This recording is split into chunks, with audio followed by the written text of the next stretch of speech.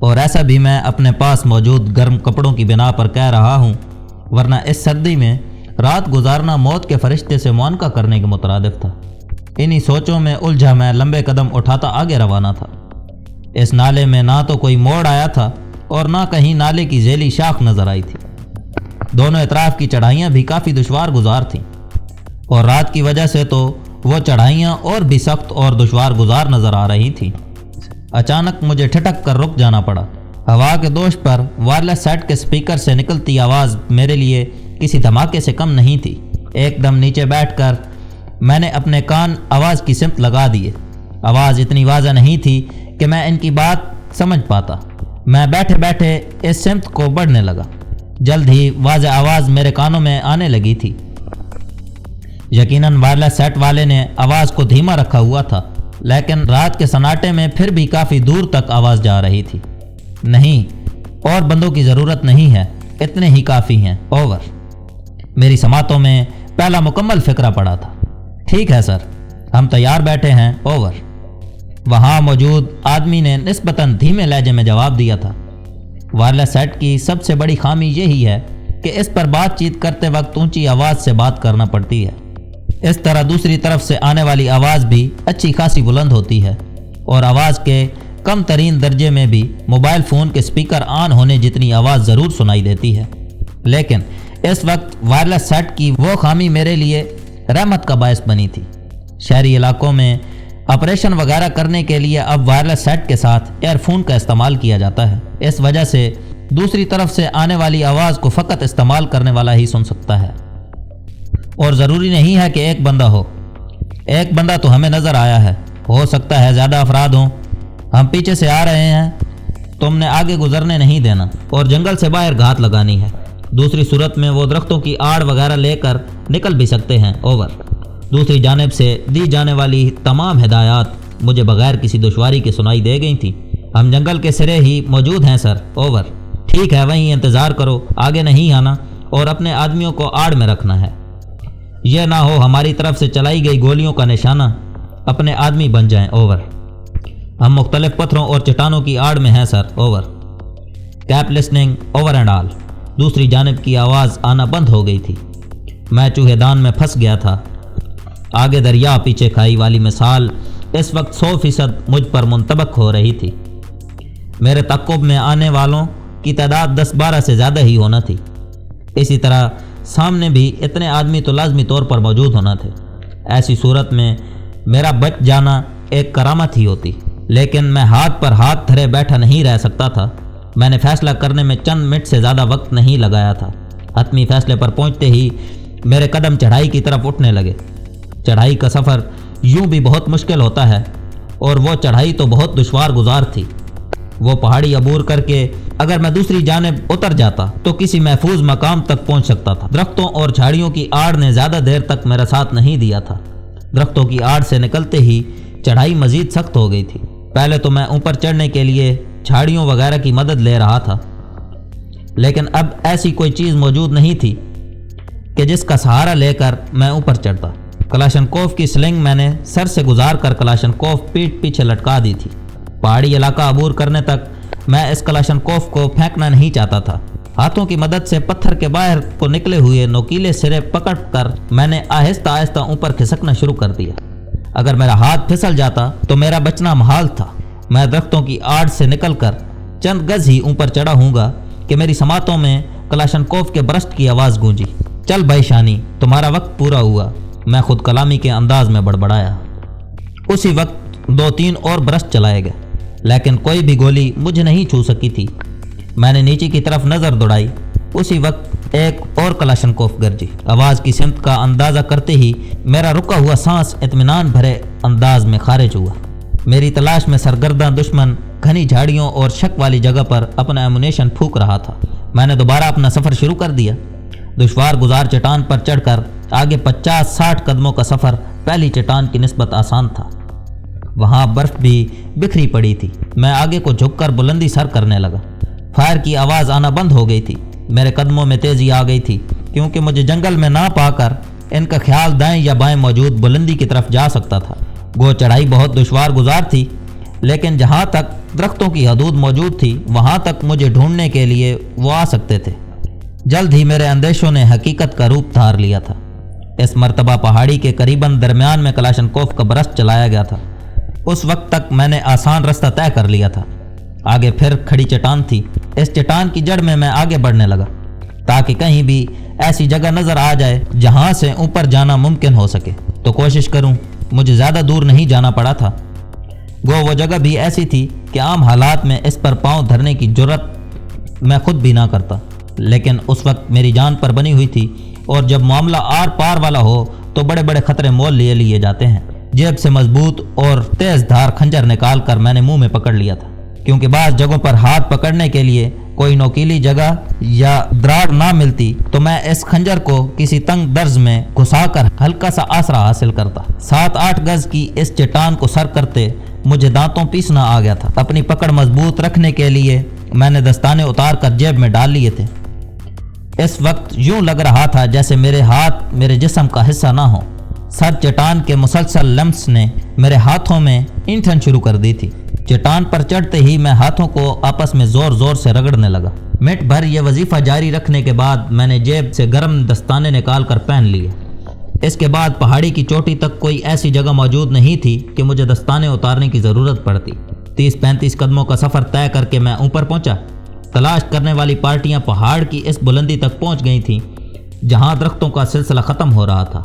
इसका अंदाज़ा मुझे इनके किसी झाड़ी पर फायर करने से हुआ।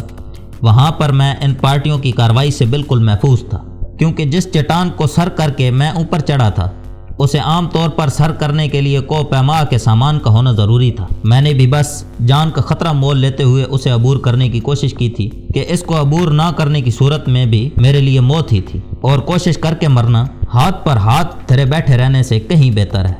इस तरह कम से कम दिल में कोई हसरत तो बाकी नहीं होती। स्काईलाइन से नीचे होकर मैं पहाड़ की बुलंदी पर ही आगे बढ़ गया। कुछ कारीन की समझ में शायद स्काईलाइन की बात ना पड़ी हो। इनकी मालूमात के लिए अर्ज़ है कि किसी ऐसी जगह पर हरकत करना जहां आदमी के पस मंज़र में कोई चीज़ मौजूद ना हो।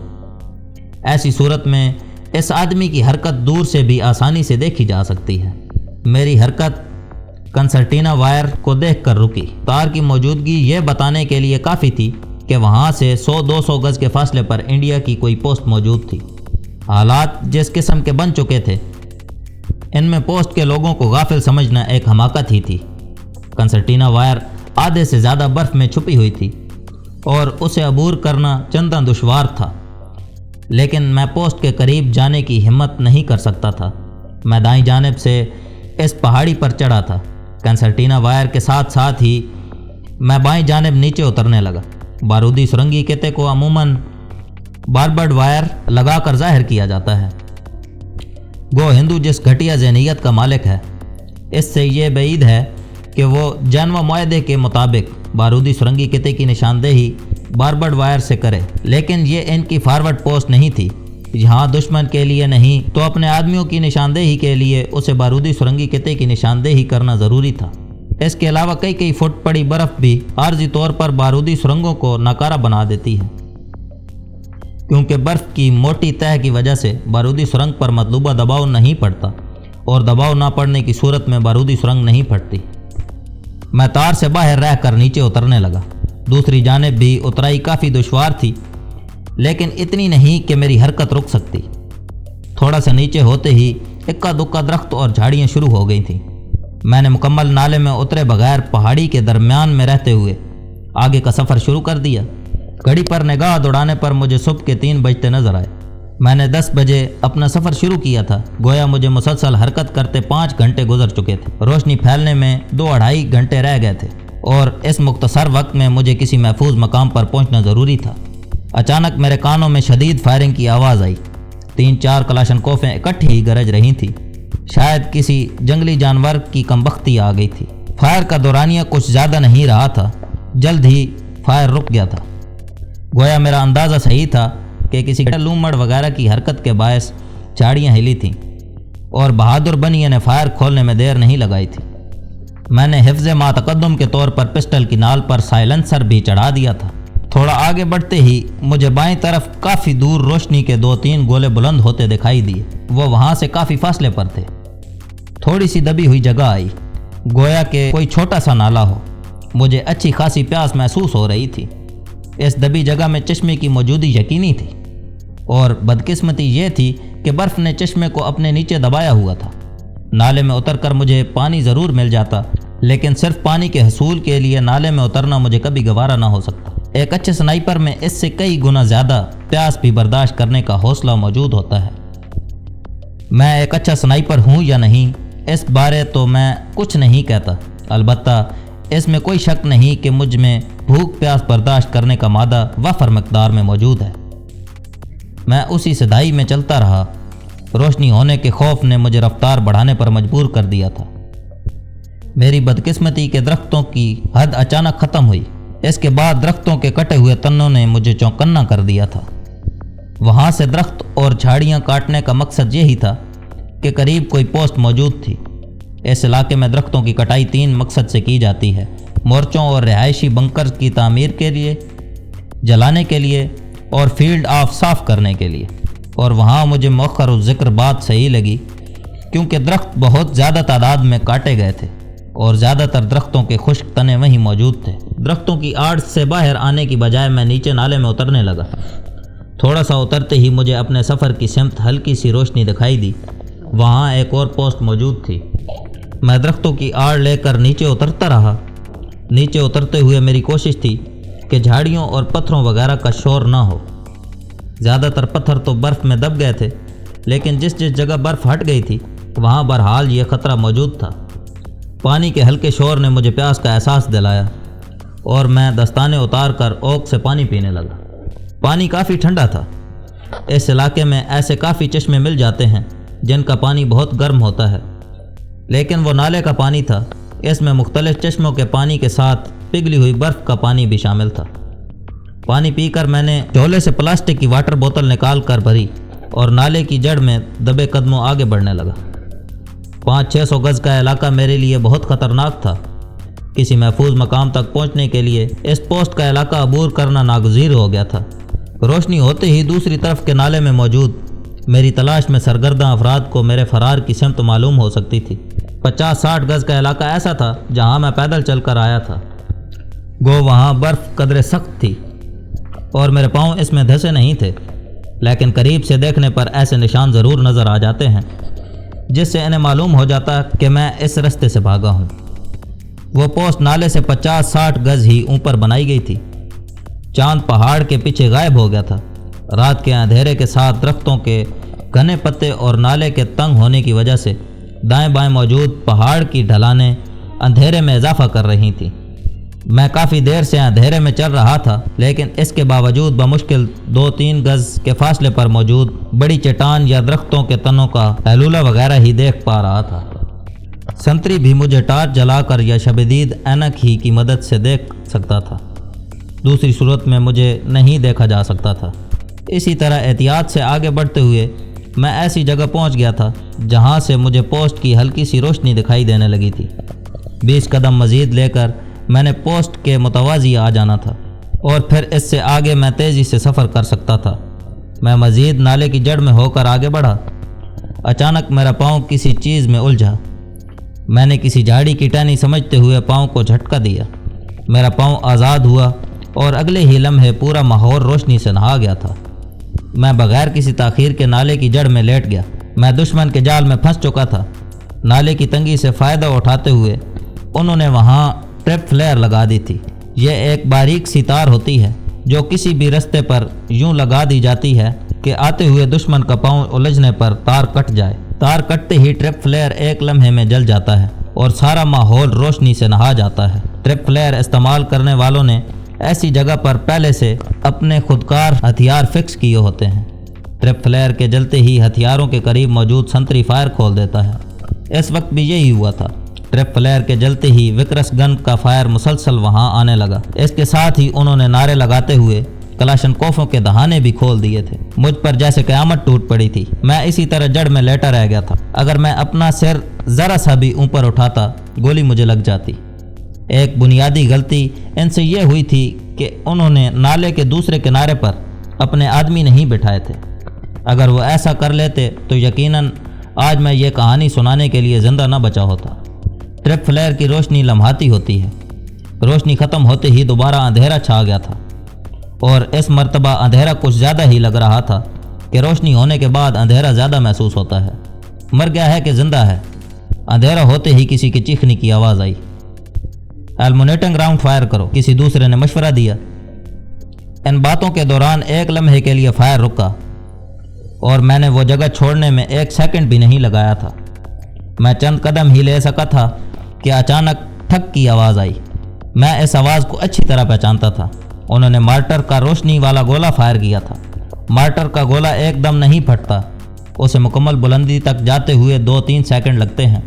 اس لیے ٹھک کی آواز سننے کے بعد بھی میں نے 4-5 قدم مزید لے لیے تھے۔ روشنی کے پھیلنے سے پہلے میں پوسٹ کے بالکل متوازی پہنچ گیا تھا۔ اس مرتبہ مجھے جو جگہ ملی وہاں میں بیٹھ کر جوابی فائر بھی کر سکتا تھا۔ نالے کی بالکل جڑ میں سمٹ کر میں نے کلاشنکوف گلے سے نکال کر ہاتھ میں پکڑ لی تھی۔ کلاشنکوف پہلے سے کاک تھی، صرف سیفٹی لگی ہوئی تھی۔ سیفٹی لیور سنگل راؤنڈ کی پوزیشن پر کر کے سیر و بہار کر پوسٹ کی طرف دیکھنے لگا۔ کوئی نظر نہیں آ رہا، شاید وہ بھاگ گیا ہے۔ ایک آدمی نے مورچے سے آگے بڑھ کر مجھے اس جگہ ڈھونڈنے کی کوشش کی جہاں اس سے پہلے پڑا تھا۔ اس وقت میرے لیے ایک آسان ہدف کی صورت سامنے کھڑا تھا، اور ایسی جگہ پر کھڑے ہو کر اس کا بچ کر واپس لوٹ جانا میرے لیے گالی سے کم نہیں تھا۔ 50-60 گز کے فاصلے پر ایک سنائپر کو نشانہ سادھنے کی ضرورت نہیں پڑتی۔ کلاشنکوف کو سیدھا کرتے ہی میں نے ٹریگر دبا دیا تھا۔ دھماکے کی آواز کے ساتھ اس کی چیخ بھی شامل تھی۔ گولی اسے چھاتی میں لگی تھی۔ درد بھری آواز نکلتے ہوئے وہ وہیں ڈھیر ہو گیا۔ مورچے میں ہو جاؤ، مورچے میں ہو جاؤ، کسی نے چیخ کر کہا۔ اس کے ساتھ ہی وکرس گن گرجی، مگر نشانہ میں نہیں تھا۔ جس کسی نے بھی فائر کیا تھا وہ عجلت میں گن کو میری سمت موڑ بھی نہیں سکا تھا۔ اس کے ساتھ ہی روشنی کا گولہ زمین پر گر چکا تھا۔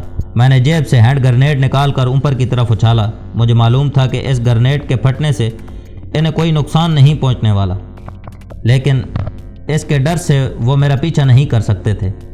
زوردار دھماکے کے ساتھ کسی کی چیخنے کی آواز آئی۔ اس کے پاس ہینڈ گرنیڈ ہے، نیچے ہو جاؤ۔ میں نے ان کی سمت مزید 2-3 سنگل راؤنڈ فائر کیے اور جھکے جھکے انداز میں وہاں سے دور ہٹنے لگا۔ سیکٹر نمبر 2 کو کال کر کے مدد مانگو، کسی نے چیختے ہوئے حکم دیا۔ اس کے ساتھ ہی مسلسل گولیاں چلنا شروع ہو گئی تھیں۔ وہ مورچے میں چھپ کر مسلسل نالے میں فائر کر رہے تھے۔ میرے پاس نہ تو اتنا ایمونیشن اور نہ اتنا وقت تھا کہ وہاں رک کر ان کا مقابلہ کرتا۔ وہ اکیلی پوسٹ نہیں تھی، انہیں وہ جگہ گھیرنے میں تھوڑی دیر ہی لگنا تھی، اور میں خود کو حملہ آور بھی نہیں تھا کہ مجھے ان کی کمک کی پرواہ نہ ہوتی۔ انہیں وہ جگہ گھیرنے میں تھوڑی دیر ہی لگنا تھی، اور میں خود کو حملہ آور نہیں تھا کہ مجھے ان کے کمک کی پرواہ نہ ہوتی۔ پوسٹ سے تھوڑا دور آتے ہی میں نے دوڑنا شروع کر دیا تھا، لیکن اس بھاگنے والے فیصلے پر میں زیادہ دیر عمل درآمد نہیں کر سکتا تھا۔ درمیانی جسامت کے ایک پتھر سے ٹھوکر کھا کر میں گھٹنوں کے بل گرا۔ گھٹنوں کو اچھی خاصی چوٹ لگی تھی۔ 1-2 منٹ گھٹنوں کو زور زور سے ملنے کے بعد میں کھڑا ہوا اور لمبے قدموں سے آگے بڑھنے لگا۔ فائرنگ کی تیز آواز اب بھی میرے کانوں میں گونج رہی تھی۔ ایک اور روشنی کا گولہ فضا میں بلند ہوا۔ اس روشنی میں مجھے اس نالے کی ایک شاخ دائنی جانب مڑتی نظر آئی، جبکہ دوسری شاخ سیدھا آگے جا رہی تھی۔ میں نے مڑنے کی بجائے سیدھا آگے نکلنے کو ترجیح دی تھی۔ سیدھا جانے والا نالا آگے جا کر چوڑا ہونا شروع ہو گیا تھا۔ اس کے ساتھ وہاں کافی جھاڑیاں بھی بکھری تھیں۔ مجھے روشنی کے چند اور گولے فضا میں بلند ہوتے نظر آئے، لیکن نالے میں موجود جھاڑیوں کی وجہ سے میں نے رکنے کی ضرورت محسوس نہیں کی تھی۔ نالا آہستہ آہستہ ہموار ہونا شروع ہو گیا تھا، اور پہلے جو مسلسل اترائی شروع تھی وہ ختم ہو گئی تھی۔ ہموار جگہ پر میں نے اپنی رفتار تھوڑی اور بڑھا لی تھی۔ میں آخری مٹبھیڑ ہونے والی پوسٹ سے 1-1.5 کلومیٹر دور آیا ہوں گا کہ اچانک مجھے سامنے سے ٹارچوں کی روشنی نظر آئی۔ وہ 100-150 گز دور ہوں گے۔ ان کے آنے کے انداز سے محسوس یہی ہو رہا تھا کہ انہیں کہیں پہنچنے کی جلدی ہے۔ مؤخر الذکر پوسٹ کی جانب سے بھی اب اکا دکا فائر کی آواز آ رہی تھی۔ ان کے قریب پہنچنے سے پہلے میں نالے کے ایک کنارے ہو گیا۔ جھاڑی میں چھپنے کی بجائے میں نے ایک بڑے پتھر کی آڑ لینا زیادہ بہتر سمجھا، کیونکہ کسی بھی شک کی بنا پر ان کے فائر کھولنے کی صورت میں جھاڑی مجھے فائر سے حفاظت مہیا نہیں کر سکتی تھی۔ اس کے برعکس پتھر مجھے نظری آڑ کے ساتھ فائری آڑ بھی مہیا کر سکتا تھا۔ وہ 10-12 آدمی تھے۔ ایک دوسرے کو جلدی چلنے کی تلقین کرتے ہوئے وہ اطراف کا سرسری جائزہ لیتے ہوئے آگے نکلتے چلے گئے۔ وہ اس پوسٹ کی مدد کو جا رہے تھے۔ یقیناً کئی مجاہدین نے ان کی پوسٹ پر حملہ کیا تھا۔ شروع میں میری جن آدمیوں کے ساتھ مٹ بھیڑ ہوئی تھی اور انہیں میں نے جس غلط فہمی میں مبتلا کیا تھا، اب تک وہ غلط بیانی مجھے فائدہ دے رہی تھی۔